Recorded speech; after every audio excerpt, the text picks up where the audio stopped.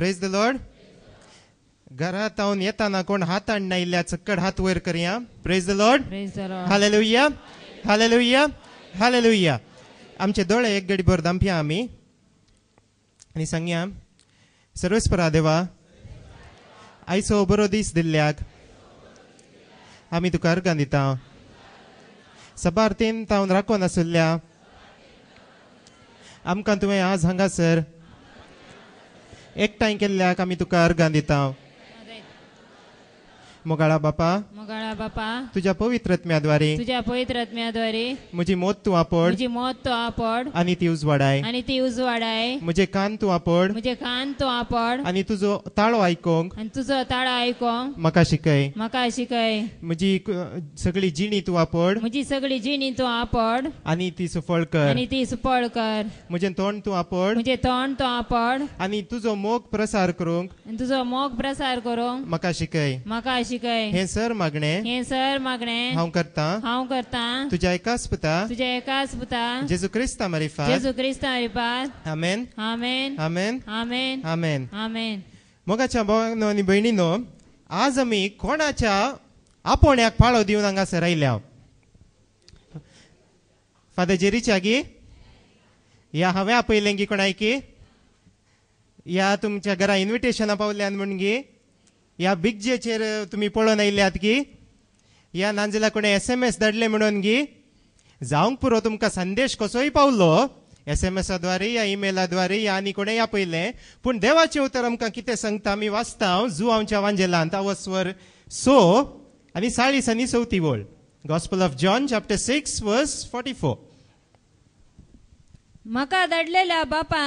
म्हाका धाडलेल्या बापान ताका सरशी वडले करीत कोणूच म्हजे सरशी येवंक सकना. हांगासर एक जेजूचें पिंतूर पळयता आमी गी ना.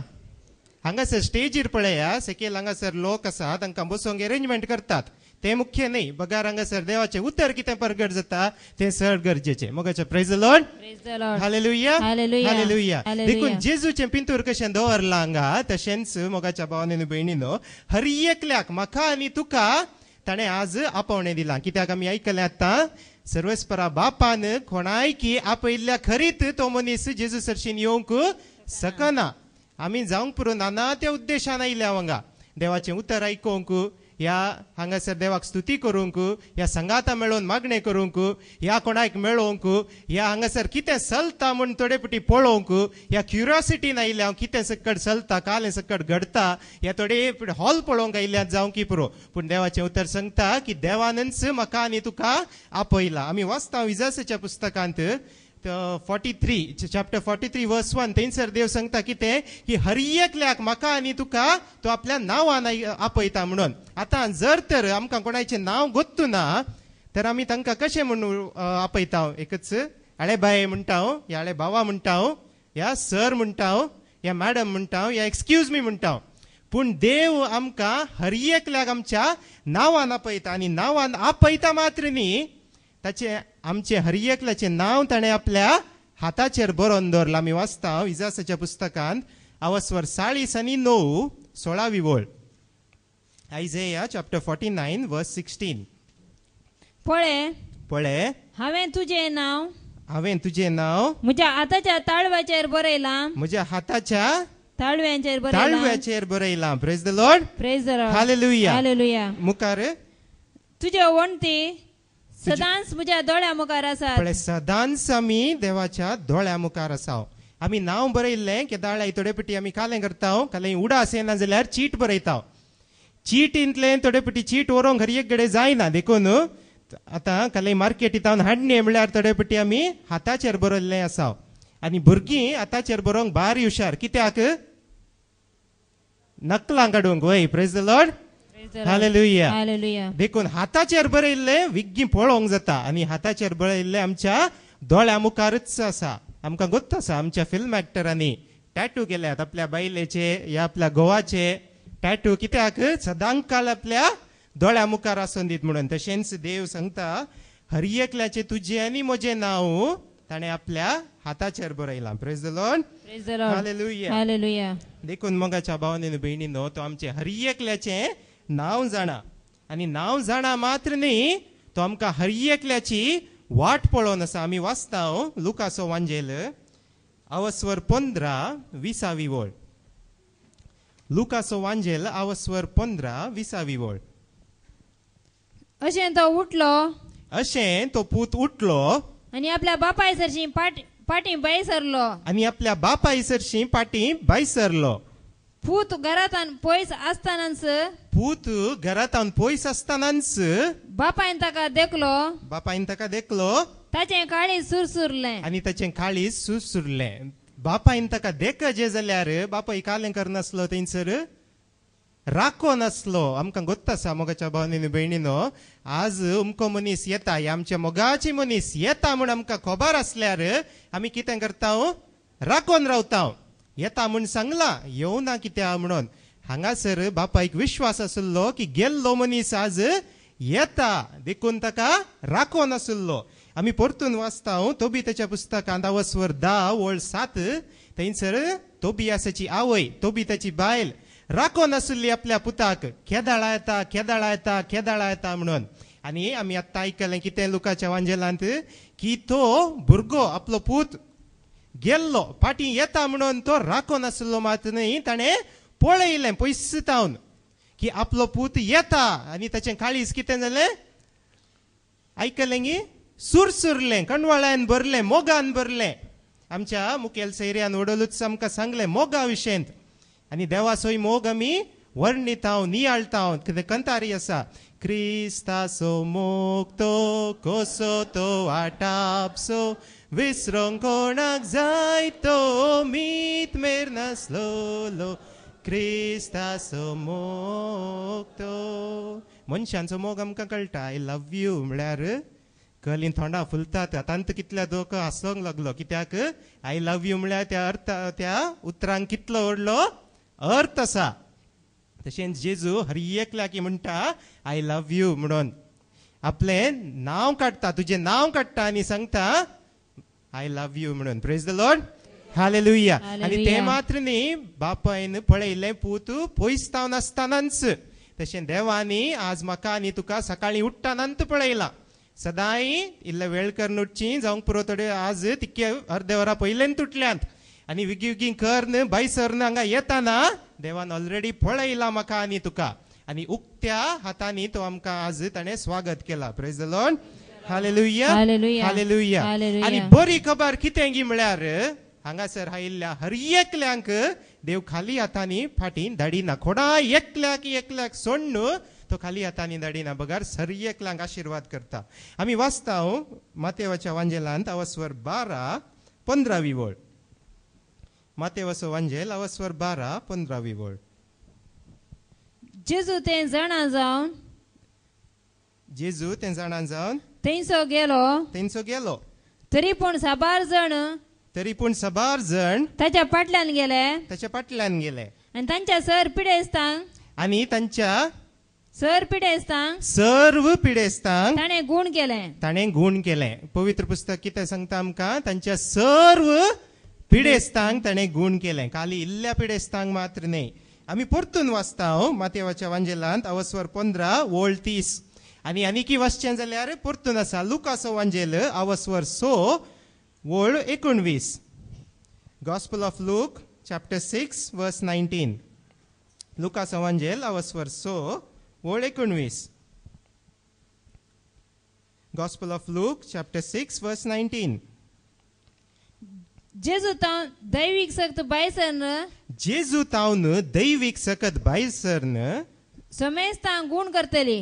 थोड्यांक गूण करतली. थोड्यांक गूण करतली. समेस्तांक गूण करतली. Praise the lord. हालेलुया. जेजू उपरांत ताचे शीस ताणी थंयसर आमी वाचता धर्मदूतांची कृत्या पुस्तकांत अवस्वर 5 वळ 16. धर्मदूतांची कृत्या पुस्तक अवस्वर 5 आनी वळ 16. जेरुसलेम बोवारीच्या शहराचो लोक आपल्या आपल्या पिडेस्तांक आणि देवसाराचे उपाद्र भोगतेल्यांक आणि देवसाराचे उपाद्र भक्तेल्यांक घेवन घेऊन हरी हरीने हरिहरीने ते जमा जातलो थंय जमो जातलो आणि सक्कडी बरी जातली आणि थोडे बरे जातले सक्कडी बरी जातली सक्कडी बरे जातले praise the Lord Praise the Lord. Hallelujah Hallelujah. देखून मोगाच्या भावनेनी बहिणीनो एक पुटी नाही दोन पुटी नाही बघार तीन पुटी आम्ही ऐकले की ते की सक्कड बरी जातली म्हणून देवाचे उतरच सांगता की खंयची संगत सत म्हण जायचे जाल्यार दोग वा तेग साक्षी आसजे आता कोर्टान जाल्यार कोण सत सांगता कोण फोट सांगता म्हण कशें कळटा थंयसर साक्षींक आपयतात आणि दोग वा तेग साक्षी एकच रितीन जाप दितात जाल्यार ती सगत सत आणि पवित्र पुस्तकी त्यांचं सांगता दोग वा तेग साक्षींची साक्ष खरी म्हणून कळोन येता तशें आम्ही ऐकले एक गडे नाही बघार दोन गडे नाही तीन गडे आम्ही ऐकले की समेस्तांक सर्वांक देवान गुण केले आता तुम्ही सांगोंक पुरो म्हाका की म्हाका कसली पिडा ना हांव बरोच आसा जावंक पुरो कुडीची पिडा ना आमकां पूण हर एकल्यांक कलेनी केल्ली पिडा दोसतात फिजिकली न्ही जाल्यार स्पिरिच्युअली आत्मीक रितीन पिडा ना जाल्यार इमोशनली ह्या आमच्या बोगड्यांनी आमकां पिडा दोसता ह्या इमोशनली न्ही जाल्यार आमी मेंटली म्हळ्यार आमच्या मानसीक तरान पिडा जाता ह्या मेंटली न्ही जाल्यार फायनान्शियली आमच्या आर्थीक रितीन आमी पिडा भोगून आसा ह्या आमचो संबंध गायला भुरगीं आवय बापाय कडेन उलयनात ह्या आवय बापाय भुरग्यां कडेन उलयनात भाव भयणी कडेन उलयना ह्या शेजारा एकामेका उलयनात खंयसर घायला थंयसर सर्वांक गुण करूंक कोण आयला जेजू आयला praise the lord hallelujah Hallelujah. Hallelujah Hallelujah. मोगाच्या भावनेन भयणीनो हे गरजेचे आमी उडास दवरचे सर्वांक गुण करता कोण जेजू मात्र नाही त्याचे अपोस्तल नाही त्याचे शिस या नाही कोणी पाद्र्याप या नाही कोणी ब्रदर या नाही कोणी हेर कित्याक मनशां ते आमी गेल्यार आमकां मेळचें खाली व्हडलें झिरो मात्र बगार केदाळ आमी देवाचेर बरवसता तर मनीस आपलें काम करूंक आल्लें तें देव आपल्या भुरग्यांक बऱ्यापणाक ते करता praise the Lord Praise the Lord. Hallelujah Hallelujah. Hallelujah Hallelujah. तर मोगाच्या भावनेन बहिणीनो देवान आमकां आज आपोवणें दिला तर आमी जर तर कोणायकी आपयता तर बेश्टे आपयतांगी आमच्या घरा कोणायकी आपयल्यार बेश्टे आपयतांगी आमी कसलेय कामान आपयता कांय न्ही जाल्यार दोन शब्द बसोन उलोवंक आपयता praise the Lord Praise the Lord. Hallelujah Hallelujah. देशेन मोगाच्या भावनेन भयणीनो आज हांगासर आयिल्ल्या म्हाका आनी तुका जेजू एक उतर सांगता तें कितें आमी आयकुया लुकाचो वांजेल अवस्वर 18 वोल्ड 40 आनी 1 गॉस्पल ऑफ लूक चॅप्टर 18 वर्स 41 लुकाचो वांजेल अवस्वर 18 वोल्ड 40 आनी 1 हांवें तुका कितें करी जाय म्हणटाय तूं हांवें तुका कितें करी जाय म्हणटाय तूं. तूं जेजू आज म्हाका आनी तुका हेन्स इतलेंच विचारता हांवें तुका कितें करी जाय म्हणटाय तूं आज खालें जाय म्हाका आनी तुका या खालें जाय तुका आज एक घडी भर आमचे दोळे आमी धांपया सक्कड आनी सर्वेस्परा मुखार या आनी सांगया सोम्या तूं म्हाका सांगताय खालें जाय तुका आज तूं कितें म्हणटाय म्हण जेजू विचारता तुका खालें जाय तें विचार आतां ह्या घडये कितें सक्कड जाय तुका खंयच्या सक्कड कारणा खातीर आयलाय तूं हांगा कित्याक लागून आयलाय देवान तुका खाल्याक आपयला आनी देव विचारता आज कितें जाय तुका तें विचार तूं आनी तो खंडीत दिता praise the lord hallelujah Hallelujah.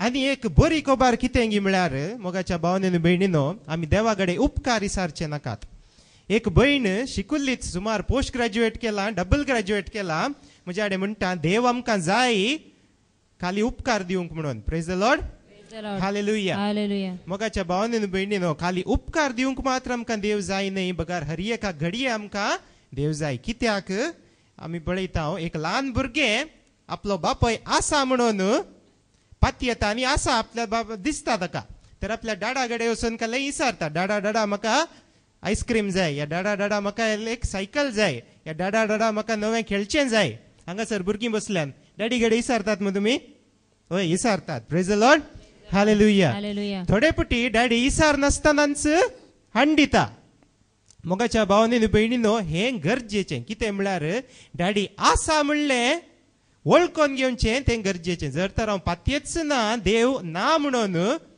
तर डॅडीन दिवचें म्हाका कळना. जर तर म्हाका गोत्तू ना की डॅडी आसा तर वयरतावन पडटा म्हणून हांव चिंता. Praise the lord. Hallelujah. Hallelujah. पूण आज मोगाच्या भावांनी भयणीनो आमी देवा कडेन दुसऱ्यांक कांय सारचें नाका. बरी भलायकी जावन दी, या काम जावन दी, या सैरीक जावन दी, या गेल्ली भुरगीं आपली फाटी येवन दीत म्हणून जावन दी, या पयशे जावन दी, बगार देवाकच आमी सारया. कित्याक आमच्या पाद्र्यापांनी पयले एक काणी सांगल्या खंयची एका सगळ्या रायान सांगले आपल्या सगळ्या किंगडमांत की तुमकां कालें जाय हांगाचे वरा म्हणून. त्या दाळा एकल्या चलयेन कितें केलें त्या रायाकच घट्ट धरलें आनी म्हळें राया म्हाका तूं जाय म्हणून. त्या दाळा तिणें त्या रायाक विंचून काडटे. रायाचें सगळें आसलें कोणाचें जालें तिचें जालें. तशेंच मोगाच्या भावांनी भयणीनो आज म्हाका देवा हें दी तें दी म्हणून कांय आमी इसारचें नाका. बगार देवा म्हाका तूंच जाय म्हणून इसारतना आमकां देवाचेर आशिल्लें सक्कड आमकां मेळटा. Praise the lord. हालेलुया. कित्याक आमचो भरवोसो ताचेर मात्र तें कंतार आसा न्ही तुंचो म्या भरवोसो तुंचो म्या भद्रास्रो रक्षक तूं धैर्य दिवचो जिणये झुजान जैत दिवचो म्हणूंक बरें येता आमकां. हर एकली म्हणटा ल्हान भुरगीं म्हणटात पूण हें थीर पातयेवन म्हणूंक आसा. खंयचें तें तुंचो म्या भरवोसो म्हण आमी वाचता हांव किर्तनाच्या पुस्तकांत अवस्वर 18 दुसरी ओळ. 18वें कीर्तन दुसरी ओळ. Psalm 18 verse 2.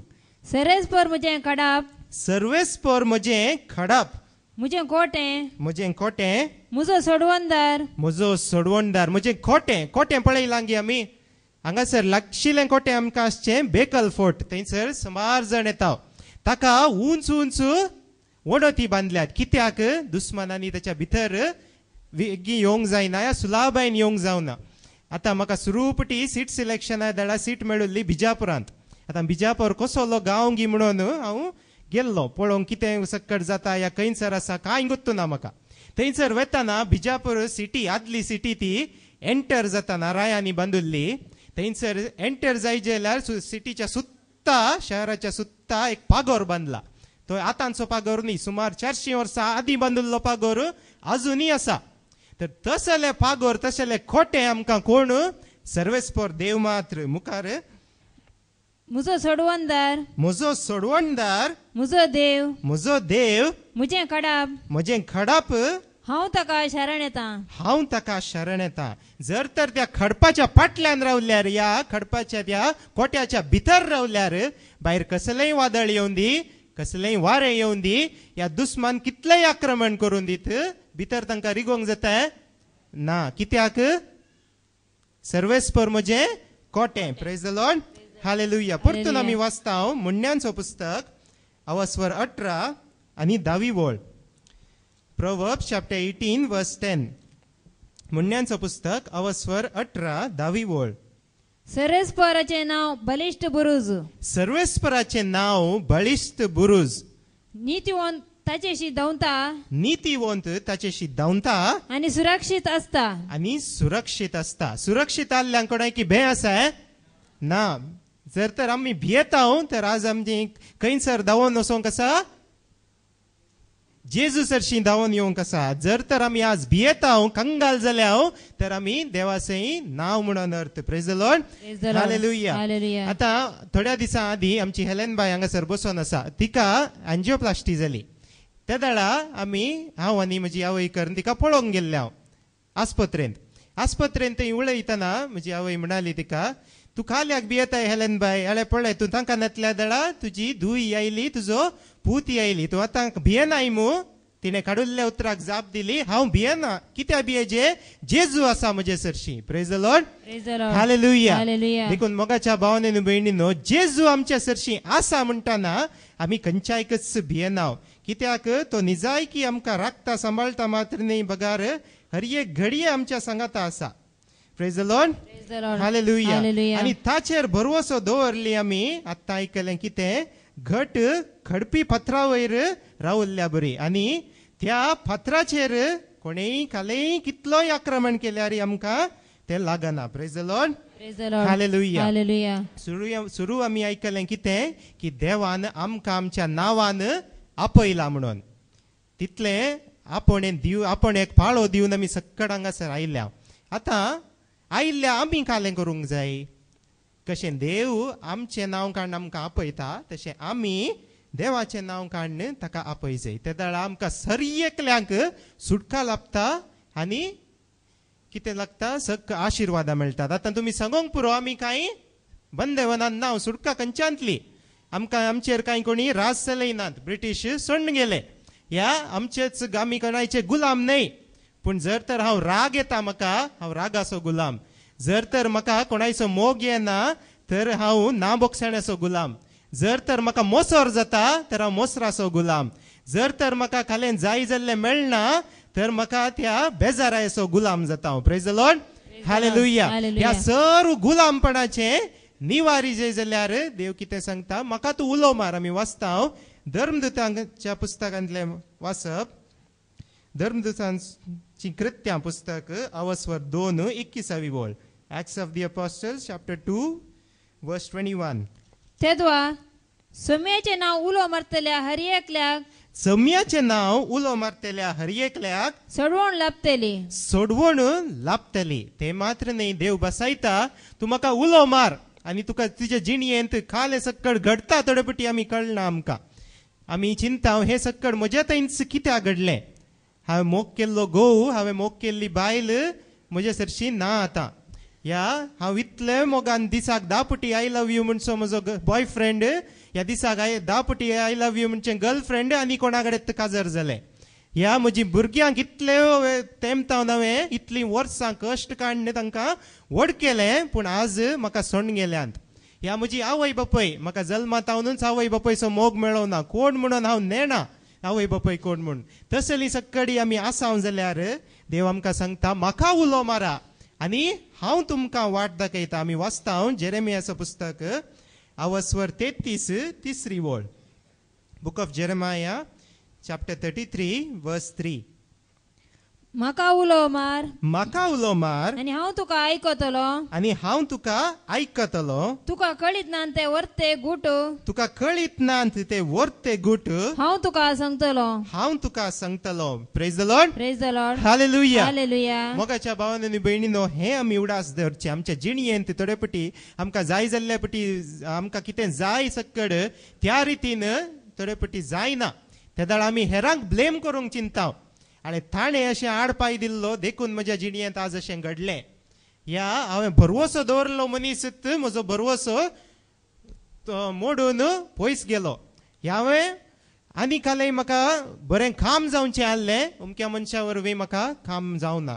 आमी ब्लेम करता आमच्या जिणयेंत केदळ आमकां जाय जाल्ल्या बरी जायना त्या वेळा आमी दुसऱ्यांचेर लोटून घालता. हें स्वाभावीक. पूण जेजू सांगता देव सांगता म्हाका उलो मारा. त्या वेळा तुमच्या जिणयेंत कित्याक घडलें हें कशें घडलें हें सक्कड हांव तुका दाखयता म्हूण. Praise the lord. Hallelujah. Hallelujah. आनी दाखयता मात्र न्ही बगार तो आशिर्वादाय बसयता. आमी वाचता कीर्तन 91:15 वळ. कीर्तन 91:15 वळ. Psalm 91 verse 15. तो म्हाका उलो मारतना तो म्हाका उलो मारतना हांव ताका जाप दिता. हांव ताका जाप दिता. हा कांतान हांव ताचे लागीं आसा. कितें सांगता सर्वेस्पर देव तो म्हाका उलो मारतना पयलें कितें हांव ताका जाप दिता. दुसरें हा कांतान हांव ताचे लागीं आसा. आकांतांत हांव ताचे लागीं आसा. ताका निवारता तिसरें कालें करता तो निवारता आनी ताका सन्मान करता. आनी ताका सन्मान करता. पळया 4 संगती देव आमकां सांगता. आतां ह्या रजेच्या दिसांनी हर एक कडेन आमी सेल पळयता आनी एक्सचेंज ऑफर पळयता. बाय 1 get 2 फ्री. ह्या एक्सचेंज कर एक्सचेंज अँड गेट 3 फ्री. तशेंच सांगा क्वाड्रिपल आमकां फ्री मेळटा. म्हळ्यार 4 संगती दिसतात. कितें देव परतून आमी आयकया. तो म्हाका उलो मारतना तो म्हाका उलो मारतना हांव ताका जाप दिता. हांव ताका जाप दिता. हाकांतान हांव ताचे लागीं आसा आकांतांत हांव ताचे लागीं आसा ताका निवारता ताका निवारता आनी ताका सन्मान करता आणि ताका सन्मान करता. पळया 4 संगती देव आमकां सांगता. तो आमच्या सांगाता आसा, तो आमकां निवारता, तो आमकां जाप दिता आणि आमकां सन्मान करता. जावंक पुरो आज आमचो मान कोणे हेरांनी वेला म्हूण आमी चिंताव. या हेर आमकां खीळ करतात, या हेर आमकां बोट दितात, या इन्सल्ट करतात, या सांगतात अळे तूं अशें करता गी, देवाचेर पाती येता गी, पळय तुका देवाचेर पाती येयल्या काल हें जालें म्हणून. पूण देव सांगता हांव ताका सन्मान करता. Praise the Lord. Praise the Lord. Hallelujah. Hallelujah. आणि हो देवाचें उतर सत जाल्लें केदींकच बदलना. आज न्ही जाल्यार फाल्यां तरीच देव सन्मान करताच. Praise the Lord. Praise the Lord. Hallelujah. Hallelujah. कित्याक आमी फाती येता तो आमचो थीर खोटे म्हणून आमी वाचता. कीर्तन 80:9, कीर्तन 80:9, 21वी ओळ. Psalm 89 verse 21. म्हजो हात ताका सदांच सांबाळटलो पळय सर्वेस्पर म्हणटा म्हजो हात ताका सदांच सांबाळटलो, म्हजो बावळो ताका घट करतलो म्हजो बावळो ताका घट करतलो. पळय सर्वेस्पराच्या बावळ्याचेर आमी भरवशान रावचे. आता ल्हान भुरग्यांक तुमी पळयल्या, तुमी तांकां हात दितात जाल्यार हाताचेर सोडोंक पळयतात. कांय न्ही जाल्यार आवयन ह्या सायडीक आनी बापायन त्या सायडीक हात धरला जाल्यार दोनी हात धरून उमकळटात. कित्याक तांकां भरवसो आपल्या आवय बापायच्या हाताचेर. तशेंच देव आपलो बळवंत हात मुखार करतना आमी तो घट्ट धरया आज. कित्याक तो सांगता ताच्या हाता वरवीं तो आमकां बळवंत करता. आमची कसलीय पिडा जावं दी, कसलेंय आमचें उणेपण जावं दी, कसलेंय आमचें विकनेस जावं दी, त्या विकनेसांत देव आमकां बळवंत करता. आमी वाचता कोरिंथीकांक बरयल्लें 2रें पत्र, अवस्वर 12, 10वी ओळ. कोरिंथीकांक बरयल्लें 2रें पत्र, अवस्वर 12, 10वी ओळ. तर क्रिस्ता बसत तर क्रिस्ता पासत म्हज्या अस्कत्यांनी म्हज्या अस्कतकायांनी, बेपारवांनी, बेपरवांनी, कश्ट आनी अनवारां, कश्टांनी, अनवारांनी, दगदण्यांनी, आट्याविट्यांनी, आटेविट्यांनी हांव दादोशी जालां. हांव दादोशी जालां. कित्याक हांव अस्कत कित्याक हांव अस्कत तेन्ना हांव निजायकी सक्तिवंत. त्या दाळा हांव निजायकी सक्तिवंत. मोगाच्या भावांनी भयणीनो, म्हाका हें पयलें कळनातलें, पूण सर्वेस्परा देवान म्हज्या जिणयेन थोडी सकड संगती घडशे घडल्यो. त्या दाळा कळ्ळें की हांव केदाळा अस्कत निजायकी जाता, म्हजो बरवसो सोम्याचेरच दवरता. त्या दाळा मात्र म्हाका सोम्याची बळवंतकाय कितें म्हणून म्हाका कळटा. जर तर हांव मनशांचेर पाती येता तर मनीस खंयच्याय की उपकारना. आमी वाचता कीर्तन 118, 8वी ओळ. कीर्तन 118, 8वी ओळ. मनशाचेर विश्वास दवरचे प्रास, मनशांचेर विश्वास दवरचे प्रास, सर्वेस्पराक शारान आयल्यार बरें. सर्वेस्पराक शरण आयल्यार बरें. मोगाच्या भावनेन भयणीनो, हे आमी विसरता. कित्याक दोळ्यांक आमकां दिसता कोण मनीस, देखून मनशाचेरच भरवसो दवरता. जर तर कोण मनीस म्हणटा हाळे तुका हांव काम दिता म्हणून, तर त्या मनशाचेरच आमी भरवसो दवरता. या जर तर एक मनीस सांगता हांव तुज्या कडेन खाजर जाता म्हणून, तर खाजर जावन सो तो चलो या चली त्याच मनशाचेर भरवसोन दवरता हांव आतां अमक्या कडेन खाजर जातलो या जातली म्हूण. या हांव कोणी सांगता हांव तुका पयशे हाडून दिता म्हणून, तर तो मनीस भरवसो दवरता त्या मनशाचेर, वय हांव तुका पयशे हाडून दिता तो म्हाका म्हणून. Praise the Lord. Praise the Lord. Hallelujah. Hallelujah. मोगाच्या भावांनी भयणीनो, पूण मनशांचेर आमी भरवसो दवरन देवाक संटाव जाल्यार आमी शिराप पडलेलीं जाता. बगार जर तर खंयच्याय मनशान आमकां कसली भास दिली तर पयले आमी ती देवा मुखार हाडून ताका समर्पून दिया. सोम्या अमक्या मनशान अशें सांगलां, तुजे कुशे प्रमाणे तें जावं म्हणून. Praise the Lord. the Lord. Hallelujah. Hallelujah. आमी वाचता जेरेमियाच्या पुस्तकांत अवस्वर 17, 5वी ओळ. सर्वेस्पर देव थंयसर आमकां सत्राय दिता. जेरेमियाचें पुस्तक अवस्वर 17, 5वी ओळ. सर्वेस्पर अशें म्हणटा, सर्वेस्पर अशें म्हणटा, जो मनीस मनशाचेर विश्वास दवरता जो मनीस मनशांचेर विश्वास दवरता आनी मनशाच्या सक्तेचेर पातयेता, आनी मनशांच्या सक्तेचेर पातयेता, जो मनीस आपलें काळीज जो मनीस आपले काळीज सरेस्परातान पयस करता सर्वेस्परातान पयस करता तो मनीस शिरा पडलेलो जावं तो मनीस शिरा शिराप पडलेलो जावं पडलेलो जावं. पळया मगाच्या भावान भयणीनो, हांवें सांगचे नाहीये, बगार पवित्र पुस्तकांत बरोवन आसा. जर तर हांव आनी तूं देवार दवरलो विश्वास काण खंयच्याय मनशाचेर दवरता तर आमकां शिराप आपसोत येता. आमी परतून वाचता निर्गमनाचें पुस्तक 20:25 वळ. निर्गमनाचें पुस्तक 20:25 वळ. तुवें ताका नमस्कार करचो न्ही. पळय, खंयचोय मनीस जावन दी या खंयचीय पदवी जावन दी, तुवें ताका नमस्कार करचो न्हय वा ताची स्तुती करची न्ही. वा ताची स्तुती करची न्हय. कित्याक हांव सरेस्पर तुजो देव, सर्वेस्पर तुजो देव, प्रतिस्पर्ध्या सोसिनातलो देव, प्रतिस्पर्ध्यांक सोसिनातलो देव, म्हजो द्वेष करतल्यांच्या भुरग्यांचेर, म्हजो द्वेष करतल्याच्या भुरग्यांचेर, तांचे दुसरे आनी तिसरे पिळगे पर्यंत, तांच्या दुसरे आनी तिसरे पिळगे पर्यंत बापायच्या गुन्यांवांची शिक्षा बेजाची करतलो. बापायच्या गुन्यांवांची शिक्षा बेजाची करतलो. Praise the Lord. Praise the lord. Hallelujah. Hallelujah. मगाच्या भावनेन भयणीनो, हे देखून उडास दवरचे. जर तर हांव देवाक दिल्लो मान आनी कोणाक दिता, या देवाचेर थीर बरवसो दवरच्या प्रास आनी कोणाचेर दवरता, जावन दी आमची लागशिल्ली मनशां, या जावन दी आमच्या कामाचेर आमचो बॉस, या जावन दी आनी कोणी व्हड मनीस, या जावन दी आनी कोणी पदवेदार, ताचेर जर तर हांव बरवसो दवरता आनी देवाचेर हांव देवाक निग्लेक्ट करता, तर देवाचें उतर सांगता हांव शिराप पडलेलो जाता म्हणून. Praise the Lord. Praise the Lord. Hallelujah. Hallelujah. देखून मगाच्या भावनेन भयणीनो, हे गरजेचे आनी आमी उडास दवरचे.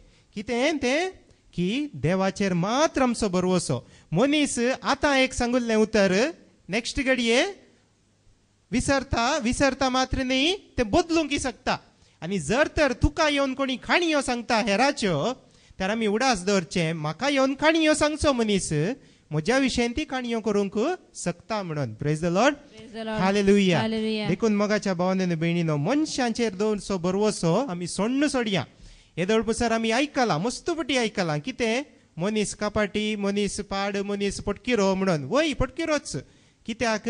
आमी जर तर मनशांचेर भरवसो दवरता तर आमी त्या पटकिऱ्या मनशाच्या फटींनी सांपडोन पडटा.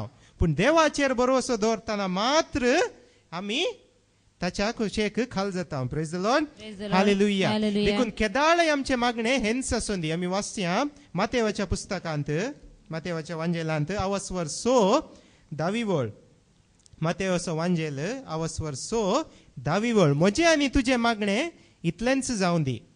पवित्र जावं तुझे नाव. सर्वेस्परा पवित्र जावं तुझे नाव. सकड आमी सांगाता म्हणल्या, पवित्र जावं तुझे नाव. तुझे नाव. तुझे राज येव. तुझे राज येव. तुझी खुशी जावं. तुझी खुशी जावं. मात्र आजकाल म्हाका आनी तुका आमचीच खुशी करचें तितकेशें सड बरें. जर तर आवय बापायन कालय सांगल्यार नाका करूंक, कित्याक म्हाका म्हजीच खुशी करूंक जाय. जर तर बायलेन या गोवान कालय सांगलें तें करूंक नाका, म्हजीच खुशी करूंक जाय. जर तर बॉस येवन इल्लेशें काम दिता तर तें काम आज करूंक नाका, नाळे मारतेने, नाळे करतेने म्हणटा आमी. या जर तर आनी कोणी म्हाका कालय उपकार करूंक या इसारता, या कुमोक इसारता, आज न्ही तूं फाल्यां ये म्हणटा आमी. कित्याक म्हाका म्हजीच खुशी करूंक जाय. पूण सर्वेस्परा कडेन आमचें मागणें कितें? सर्वेस्परा तुजी खुशी जावं म्हणून. न्हय की म्हाका कितें जाय तेंच देव म्हाका दिता, बगार म्हाका खंयचें गरजेचें आसा ते मात्र देव आमकां दिता. Praise the Lord. Praise the Lord. Hallelujah. Hallelujah. कित्याक हर एक घडये देव सांगता, भिये नाका, हांव तुज्या सांगाता आसा. जावंक पुरो म्हाका खंयचे म्हज्या जिणयेंत आतां कितें सक्कड घडटा तें कळना. बरवसो दवरलो मनीस सोडून गेलो. पयशे आसले पुराय विबाड जाले. भलायकी आसली पुराय होगडायली. कितें करचें तें कांय कळना.